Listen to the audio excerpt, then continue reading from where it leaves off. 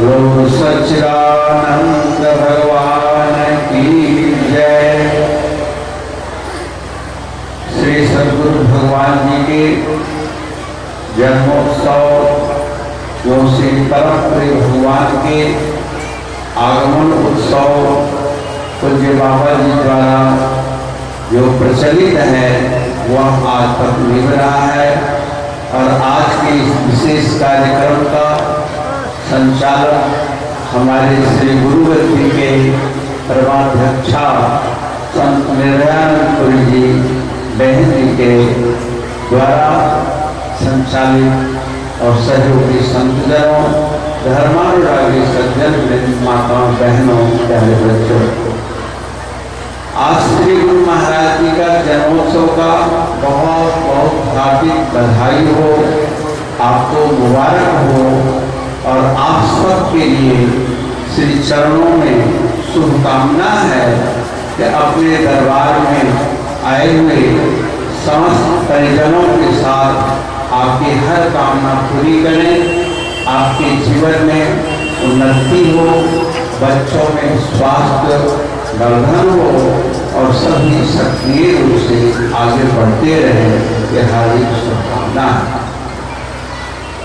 अभी तक पूर्व वक्ताओं के द्वारा, भजनिकों के द्वारा श्री सद्गुरु महाराज जी के आगमन उत्सव भी मनाया।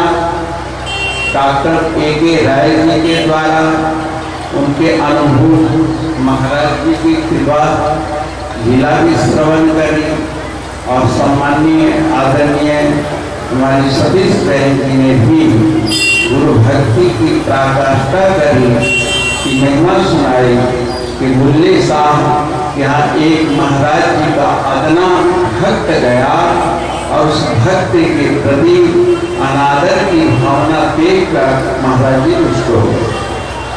अर्थात दरबार से कोई भी बच्चा, कोई भी संत आप भक्तों के घर में जाए तो उसका गुरु घर के प्रति पूरा आदर मान देना चाहिए। यही तो भक्ति है। हम लोग ऐसा में चुप जाते हैं। आज श्री नंगली गुरु महाराज जी का जन्मोत्सव पूरे विश्व में तो मनाया ही जा रहा है, पर हमारे आपके सब के लिए बहुत अनुकरणीय क्षण है। श्री नंगली गुरु महाराज जी सिद्धतान टिहरी ग्राम में उत्पन्न हुए और बाल्यावस्था से अलौकिक चमत्कारिक घटनाएं घटी।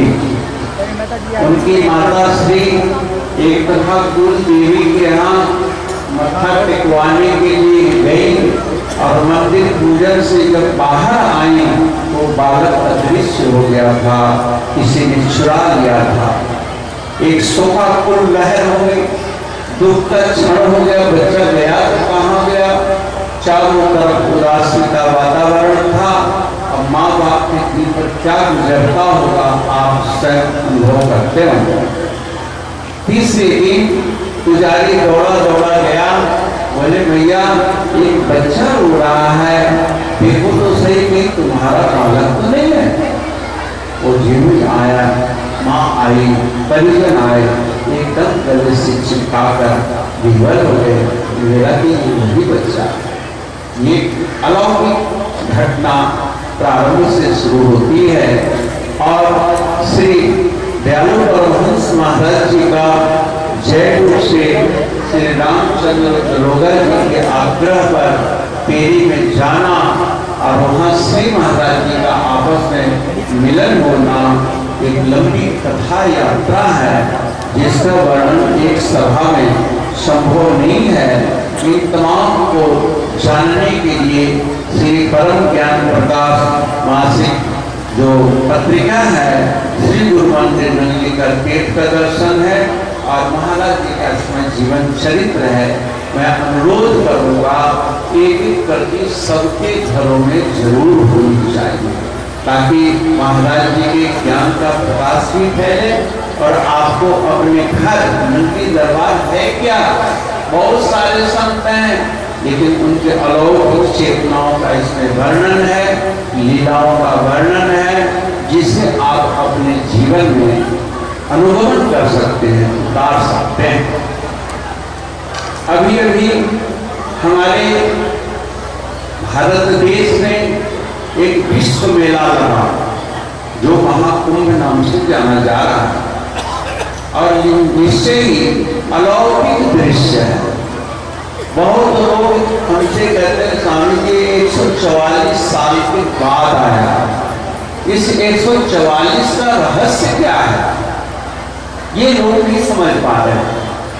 अभी देखिए, वृष के बृहस्पति है, वृष राशि के बृहस्पति है, और ऐसे 12 दफा बृहस्पति वृष राशि पर आए, क्योंकि बृहस्पति एक राशि पर एक साल रहते हैं, और एक साल यानी 12 साल में अपनी राशि पर उनकी पुनरावृत्ति होती है। इस तरह से 12 दफा अपनी ही उस एक राशि में आते हैं, तब 144 बनता है, क्योंकि 12 44 गुना हो जाता है। यूं तो कहने की बातें हैं, जब से मंथन हुआ तब से तो लाखों वर्ष पुराना पड़ रहा है। अपनी आस्था है, और आस्था में होश नहीं होना चाहिए, जोश में होश का होना जरूरी है, क्योंकि सद्गुरु आपको होश देते हैं। श्री रामचरितमानस में आपने सुना है कि प्रयागराज कहाँ है। प्रयागराज लौकिक जगत में तो आप गए ही, रोज टेलीविजनों में देख रहे हैं, लेकिन श्री तुलसीदास जी ने कहा कि मुद मंगल में संत समाजु, जो जग जंगम तीर्थ राजू। संतों का जो पर्यटन है विश्व में, ये चलता फिरता तीर्थराज है। तो किसी ने पूछा तुलसीदास जी से कि महाराज आप बता रहे हो कि संतों का समाज तीर्थ है, तो प्रयागराज में तो 4 प्रमुख वस्तुएं, गंगा, यमुना, सरस्वती की गुप्तधारा और एक अक्षय वटैवा। तो ये 4 साधन जहां पर हो, 4 चिन्ह जहां पर पाए जाते हैं, वो प्रयागराज कहलाता है। तो क्या है? तुलसीदास जी ने जवाब दिया, राम कथा सुरसरी धारा। भगवान श्री राम का लौकिक चरित्र जो है, यही मानो गंगा जी की सुंदर शीतल धारा है,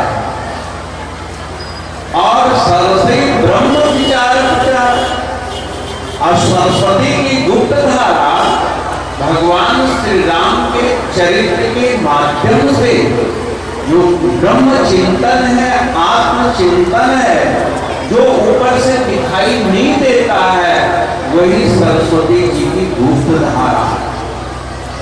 तो भाई जमुना जी कौन है? विधि निषेध में कलिमल हरणी, और कर्म कथा रविनंदनी करणी। रविनंदनी सूर्य तनया यमुना जो है जरा उष्णता लिए हुए, क्योंकि आपके हमारे जीवन में कहते ना, ये करो और ये न करो, ऐसे रहो ऐसे न रहो, जो विधि निषेधात्मक जो उपदेश होता है, वो आदमी को जल्दी पसंद नहीं आता। अब वो कौन धारा है? यमुना जी की धारा है। सरसई ब्रह्म विचार और विधि निषेध में कलमधारणी, कर्म कथा नंद निवर्णी। मनुष्य के जन्म से लेकर मृत्यु पर्यंत जो कर्म की संहिता उपदेश है, वह उपदेश मानो यमुना की धारा है। तो महाराज अक्षय वट क्या है? तो अपने स्वधर्म के प्रति, अपने इष्ट देव के चरणों के प्रति जो अगाध विश्वास है, बट विश्वास अचल धर्मा, और तीर्थ राज समाज सुकर्मा। जो आप अपने कर्तव्य में सुकर्म अपनाते हैं, अच्छे कर्मों का आचरण करते हैं, वही तो तीर्थराज है, वही बटु इसलिए श्री रामायण जी के प्रकाश में संत समाज के द्वारा राम कथा चरित्र श्रवण करें, आत्मचिंतन जो आपको उपदेश दिया गया है उसका स्मरण करें, और फिर आप कर्तव्य अकर्तव्य का पूरा विश्वास रखें। वो जमुना की पुत्र धारा है, और अपने इष्ट देव के वचनों पर अगर पूर्ण विश्वास है, भवानी शंकरो श्रद्धा विश्वास रूपिणो, विश्व के वन्य भगवान विश्वनाथ जो है वो स्वयं में बट विश्वास, उनके प्रति श्रद्धा होनी चाहिए। अब हम लोग करें तो क्या करें? श्री गुरु महाराज जी, श्री परम पुरी सरकार एक दफा कहने लगे, क्या 12 साल में ही तेरे पास त्रिवेणी संगम में स्नान करना है? नहीं, संतों ने लौकिक और पारलौकिक दोनों का वर्णन किया है। वह धाम सूची जब पूजा में जल भी छिड़का जाता है तो वह अभ्यंतर सूची का ध्यान रखा जाता है। तो वह कुंभ जो है वहां लगा, लेकिन रोज आपको कुंभ में नहाने की विधि कौन बतलाएगा? रोज ही पाप का क्षरण होना चाहिए। अभी मैं हिमाचल में था, कुछ विद्वान लोग आए, बोले महाराज ये मोक्ष क्या बना है? ये मोक्ष किसे कहते हैं? हमने की मोह का क्षरण ही मोक्ष है।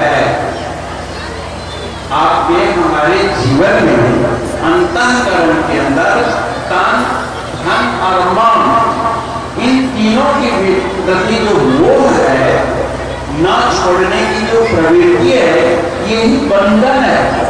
श्री कृष्ण ने कहा, यम यम वापि स्मरण भावम त्यजन्ते कलेवरम तम तमय वैति कौन्तेय सदा तद्भाव भाविका।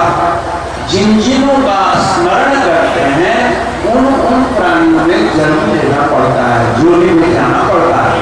तो जो मोह प्रसिद्ध चिंतन है वही पर आपकी चित्त सुबह उठते बैठते चली जाती है, और जब तक वो अटैचमेंट नहीं खत्म होगा तब तक मोक्ष की संभावना नहीं है। और गुरु महाराज ने तो आपको मोक्ष दे दिया है।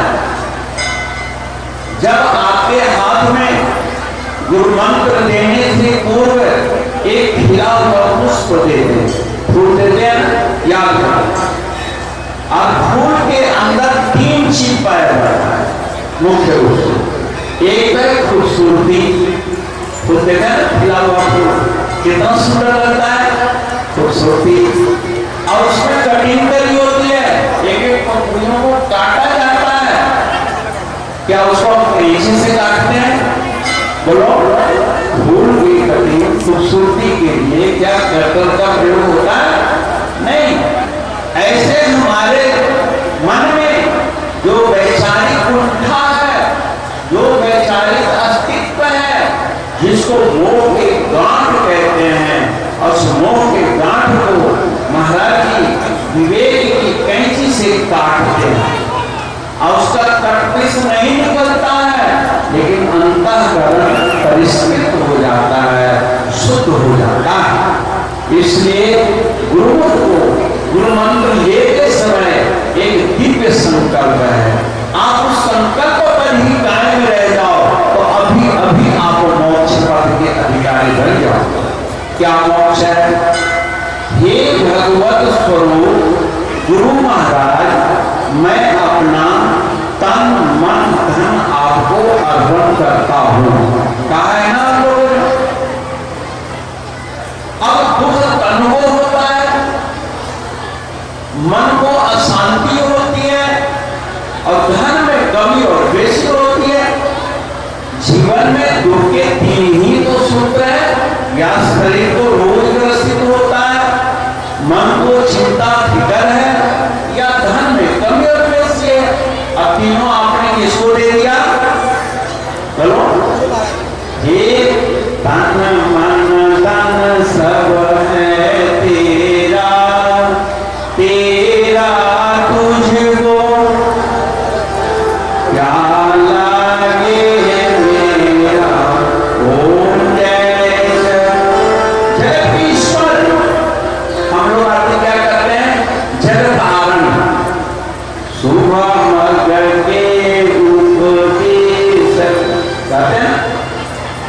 एक ही चीज है, वहां जगदीश गया जगत को उद्धार कर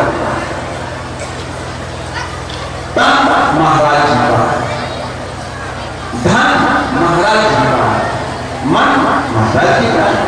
मूल रूप से परम पिता ने तन और मन सबको दिया हुआ है, और तन और मन के मेहनत से जो हम कमाते हैं उसको या तो रिश्तेदार के धन कहते हैं, जनधन, या फिर रुपए का धन, लेकिन है महाराज जी का।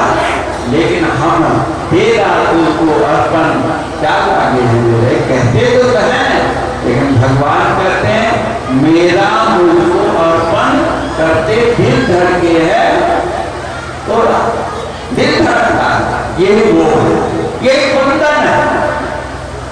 कुंभ स्नान में पाप का क्षरण होता है, पुण्य की प्राप्ति होती। पाप है क्या बता, परोपकाराय पुण्याय पापाय पर पीड़नम।